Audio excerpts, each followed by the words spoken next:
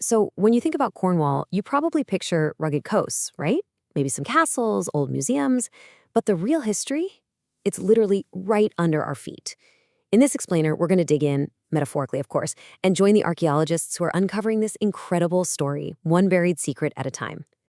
Yeah, Cornwall is absolutely steeped in legend. We're talking King Arthur, giants, smugglers, the whole shebang. But what if I told you the real stories are even wilder? Beneath all that folklore, there's a tangible history. I mean, real people lived here. They worshipped here, they died here, and they left behind clues, just sitting there, inches below the grass, waiting for someone to find them. And you know what? Sometimes that's literally all it takes. It's not some huge planned expedition. Nope, it's just a moment of pure chance. Picture this, a totally normal day of farm work back in March 1999. And then, bam, a tractor wheel sinks, and suddenly the line between our world and the ancient past just dissolves. And what came out was a story that nobody, and I mean nobody, saw coming. All right, so our investigation kicks off on Briar. It's one of these tiny, really windswept islands just off the Cornish coast, the Isles of Scilly. So, this farmer, Paul Jenkins, is trying to get his tractor unstuck. He has to move this massive stone out of the way, and when he does, a dark hole opens up underneath. I can only imagine what he was thinking. He reaches in and his hand grabs something cold, metallic, and just impossibly old. It was a sword. So, of course, archaeologists were on the scene in a flash, and what they uncovered was just, wow. It was a grave, lined with stones, they call it a cyst, and it dates all the way back to the Iron Age. But here's the kicker. Inside, right next to that sword, was this absolutely gorgeous bronze mirror. Now, finding either one of these is a big deal, but finding them together, that's what makes this find so incredible. We're not talking about everyday stuff here. This was someone who was seriously important. And this, right here, is the central puzzle. I mean, for years, the standard thinking was pretty simple. Swords belong to male warriors, mirrors belong to high-status women. End of story. But finding them both in the same grave, that just throws all those assumptions right out the window. So who was this person? A warrior priestess? A powerful leader who just didn't fit into our neat little boxes about gender roles? The questions are just amazing, right? Okay, so this one incredible burial really opens up a much bigger question, what did these ancient people actually believe?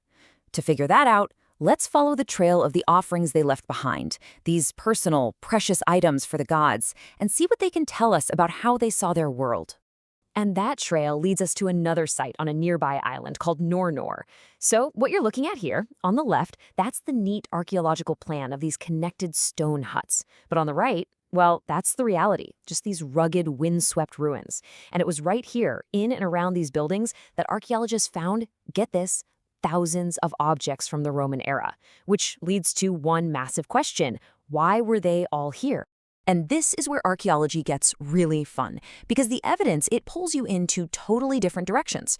So theory number one, Nornor was a sacred shrine, a place where people, maybe sailors praying for a safe voyage, left personal offerings to the gods. Okay, makes sense. But theory number two is much simpler.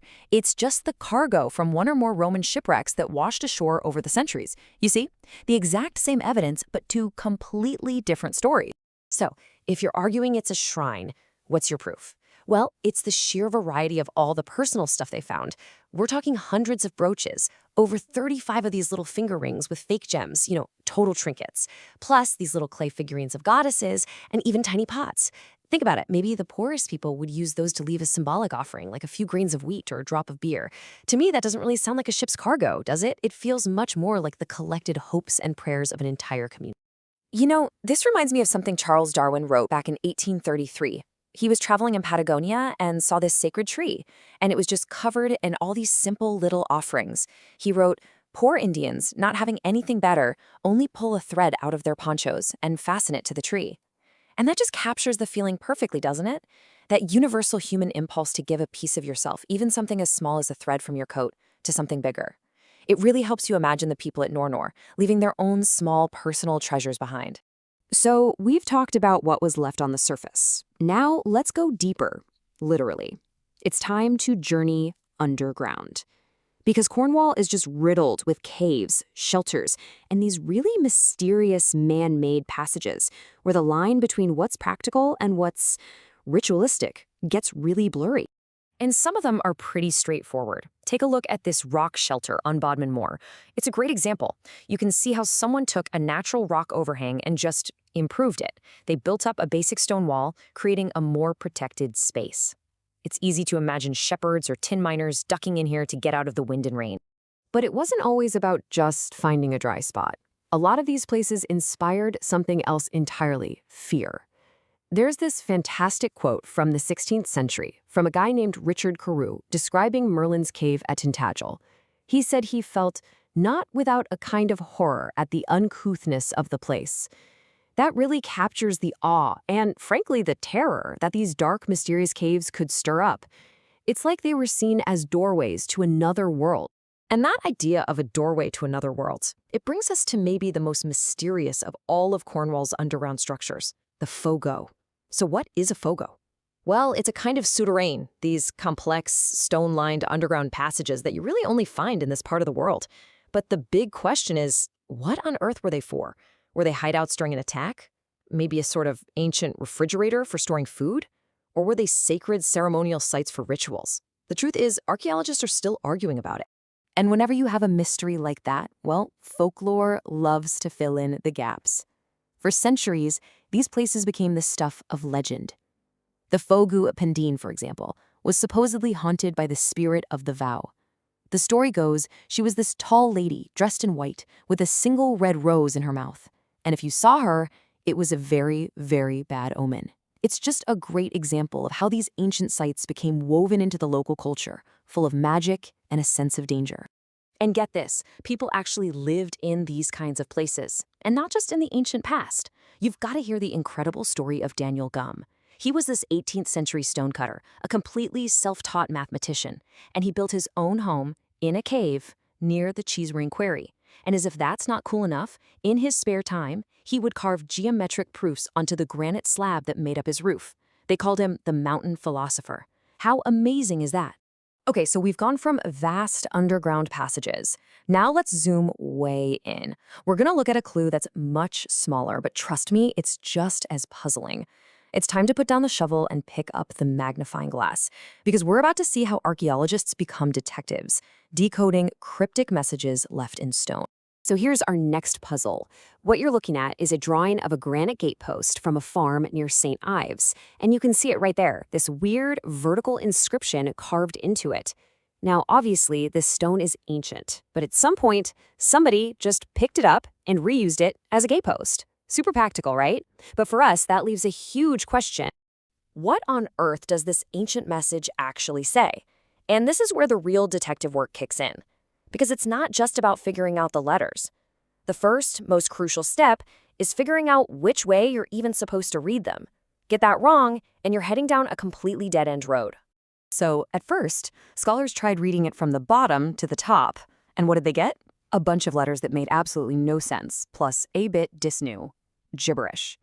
The breakthrough came when someone just applied the standard rules. Inscriptions like this are almost always meant to be read from top to bottom. Now, that didn't immediately solve the mystery. They got WSIOI I4, which is still a puzzle, but, and this is the important part, it meant they were finally working on the right puzzle. It's a perfect little example of why having a solid method is so crucial in archaeology. So, okay, you've got the right puzzle. Now, how do you solve it? You have to look for other clues. You have to find your Rosetta Stone, so to speak. Archaeologists found another weird inscription on something called the Nogaby boulder, and it had these really strange-looking letters. The key was comparing those letters to a completely different object, this tiny little granite headstone from the 1600s found in a nearby churchyard. And by doing that, they spotted a very unique local way of carving the letter J. It's that kind of painstaking, meticulous comparison that lets you crack the code and actually read messages from the past. So as we start to wrap up our little investigation here, one thing becomes crystal clear, right? Every new discovery seems to raise more questions than it answers. And that's kind of the point. Archaeology isn't really about finding some single final truth. It's about slowly, piece by piece, building a richer, better story. Think about it. We have the sword and the mirror from that grave on Briar, the little goddess figurine from Nornor, the mysterious Fogu passages, the cryptic messages carved in stone. Every single one is a piece of this giant puzzle, and together they don't give us a simple, easy history. What they do is reveal this incredibly complex, fascinating, and, above all, deeply human past that we're still trying to understand. And that, for me, is the real magic of all this. For every grave accidentally discovered by a tractor, for every ancient stone someone just happens to notice being used as a gatepost, you just know there are countless more stories still out there, still buried, just waiting for their own moment of discovery. It really makes you wonder, doesn't it? What other secrets does this ancient land still hold?